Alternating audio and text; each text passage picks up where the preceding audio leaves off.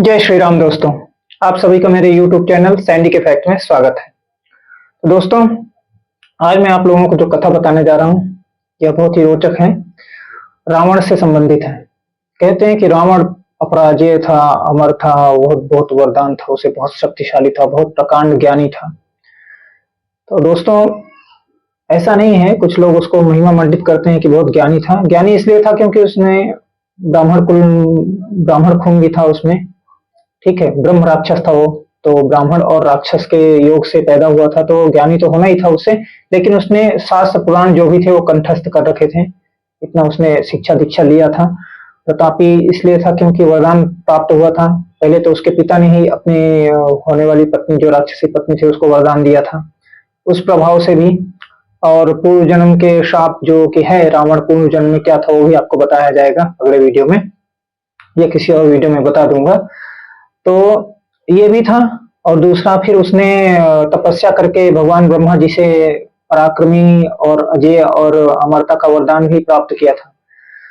तो ब्रह्मा जी ने पहले ही कहा था कि अगर आप इसे अत्याचार और अनर्थ में लगाएंगे तो फिर मेरा दिया हुआ जो वरदान है वह आपकी रक्षा नहीं कर पाएगा।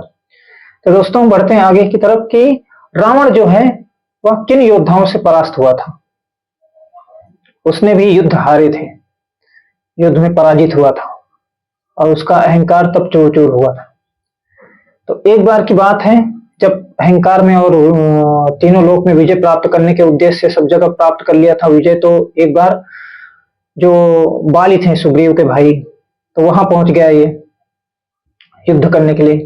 लेकिन उस समय वो 4 समुद्रों की परिक्रमा करने के लिए निकले थे। तो जब ये ललकार आता है, तो जब वो रहते हैं तो मौन धारण करे हुए रहते हैं परिक्रमा करने के लिए। तो इसे देखते हैं और अपने कांख में दबा लेते हैं, वो कुछ बोलते नहीं है, और वो अपनी परिक्रमा पूर्ण करने के लिए शुरू कर देते हैं। परिक्रमा पूर्ण करते हैं, अर्घ देते हैं सूर्य देवता को, और वो पूरी परिक्रमा करते हैं, पूरी पूजा कर लेते हैं। उसके बाद इसे, तब तक ये उनके कांख में दबा हुआ था रावण।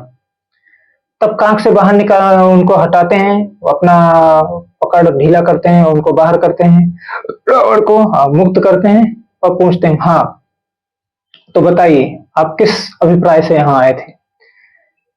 तो रावण पहले इतनी देर से दबा हुआ था और वो समझ गया था कि वो कुछ कर नहीं सकता है, युद्ध में जीत नहीं सकता है, इसलिए बोला नहीं, मैं तो ऐसे ही इच्छा से आया था।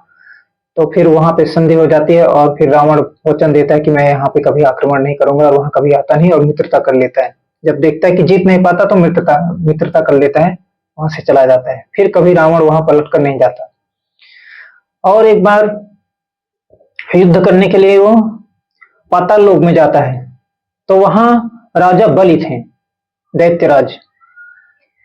तो उन्हें भी वरदान प्राप्त था, और वो पाताल लोक के राजा थे उस समय। वहां जाता है युद्ध करने के मनसा लेकर। तो वहां पे जो बच्चे खेल रहे थे राज दरबार में, उन बच्चों ने उसको पकड़ के बांध दिया था, और घोड़े के जो अश्वबल थे उसके साथ में बांध देते हैं उसे। वहां से भी छूट कर आता है जब, तो फिर पलट कर कभी वहां आक्रमण करने के लिए नहीं सोचता है। तो राजा बलि से भी परास्त हुआ था। और तीसरी बार उसने धूर्तता की थी, एक बार माहिष्मति जाकर, महेश्वर जो आज का है उज्जैन के पास में, वहां होते थे सहस्त्र बाहु, कार्तवीर्य जिनका नाम था, उनकी 1000 भुजाएं थी। वहां भी उसने युद्ध किया। एक बार तो युद्ध करने गया तो उन्होंने अपनी 1000 भुजाओं से नर्मदा का पानी पूरा समेट कर उसके ऊपर डाल दिया था, तो उसकी सेना के साथ में ही बह गया था रावण। तो फिर दूसरी बार फिर गया युद्ध करने के लिए, तो इस बार क्रोधित होकर उन्होंने उसको बंदी बना लिया और कारागार में डाल दिया था। तो वहीं कारागार में बंद हुए हुए सोचता रहा रावण। जब कई दिनों तक बंद रहा, तब सोचता रहा कि क्या करूं। तो फिर बाद में भगवान से उसे क्षमा मांगता है और बोलता है कि मैंने कोई अहंकारवश जो भी पाप और कुछ भी किया था उसकी मुझे आज सजा मिल रही। तो फिर भगवान शिव परशुराम के द्वारा उनको वहां से मुक्त करवाते हैं। या कहीं कहीं पे लिखा हुआ मिलता है कि सहस्त्रबाहु और रावण में संधि हो गई थी किसी प्रकार को लेकर, तो उनसे भी हार गया था, एक बार नहीं 2 बार। अब आगे फिर जब उसका अहंकार प्रबल होता है, राक्षसी खून जब फिर से प्रबल हो जाता है, फिर वह अत्याचार में सब जगह धुत रहता है। तो एक बार वो अपने अहंकार में चूर होकर भगवान शिव से युद्ध करने के लिए चला जाता है। तो कैलाश में जाता है, भगवान शिव को बड़े अहंकार पूर्वक पुकारता है, लेकिन वो अपने समाधि से क्रोध आता है कि मैं भी क्या करूं, तो कैलाश पर्वत उठाने लग जाता है। तो भगवान शिव अपने अंगूठे का थोड़ा सा भार बढ़ा देते हैं और इसके हाथ बाहें सब दब जाती हैं। बहुत प्रयत्न करता है, अपनी सारी शक्ति लगा लेता है, पूर्ण शक्ति का प्रयोग करता है। न इसकी कोई माया काम आती है, न शक्ति काम आती है। और जब इसके प्राण निकलने लगने लग जाते हैं, एकदम से व्याकुल हो जाता है कि क्या करूं, अब तो मर जाऊंगा। तब जाके भगवान की स्तुति के लिए एक स्तुति का निर्माण करता है, जिसे तांडव, शिव तांडव स्तोत्र कहते हैं, और उसे स्तुति गान करने लग जाता है। तब अंत में भगवान शिव प्रसन्न होकर, भोलेनाथ हैं वो बहुत ही थोड़े में ही प्रसन्न हो जाते हैं, प्रसन्न होकर उसे, रावण को वहां से मुक्त कर देते हैं। तो दोस्तों ऐसा था, भगवान से लिए हुए वरदान, भगवान के द्वारा दिए हुए वरदान, भगवान की दी हुई शक्तियां, ब्रह्म से आधा गुण ब्रह्म का और आधा गुण राक्षसों का, वहां से मिली हुई शक्तियों से अहंकार में आकर जब भगवत प्राप्ति की ओर न बढ़कर भगवान से युद्ध करने जा रहा हो, उसे लोग संसार में कई ब्राह्मण, कई जो संत कथा करते हैं, वो बोलते हैं कि रावण प्रकांड पंडित था। बहुत, हाँ ठीक था, वो पंडित था एक तरह से, प्रकांड ज्ञानी भी था, लेकिन उसका ज्ञान उसे उस तरह से साथ नहीं दे रहा था।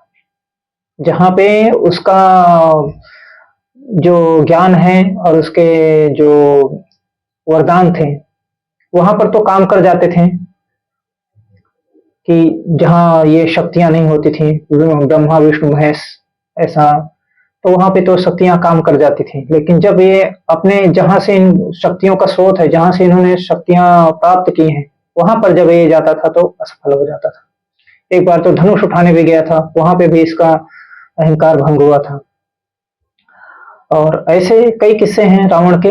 तो दोस्तों इससे यही हमें प्राप्त होता है ज्ञान, कि हमें, जो हम भगवान से ही हमें सब कुछ प्राप्त होता है, और भगवान से ही अहंकार करके अगर उनका तिरस्कार करते हैं, अनादर करते हैं, तो फिर हमें जो प्राप्त हुई वस्तुएं रहती हैं वो भी क्षीण हो जाती हैं। अंततः रावण से युद्ध जीतते हैं भगवान श्री राम और उसका नाश विनाश करते हैं। सारे जो शाप अभिशाप दिए हुए वरदान थे वो सब के सब पूर्ण करते हैं। जब तक उनका शासन काल होता है, भगवान श्री राम रहते हैं, अपनी लीला फिर समापन करते हुए अपने लोक को चले जाते हैं। तो यह वीडियो अच्छी लगी है तो इसे लाइक और सब्सक्राइब कीजिएगा। जो लोग देख रहे हैं अभी और सब्सक्राइब नहीं किए हैं तो प्लीज सब्सक्राइब कर लीजिएगा। आगे आने वाले और भी वीडियो के आपको नोटिफिकेशन मिल जाएंगे। तो आज के वीडियो में इतना ही, बस चलिए मिलते हैं अगले वीडियो में। तब तक आप सभी लोग अपना ध्यान रखिएगा। धन्यवाद। जय श्री राम।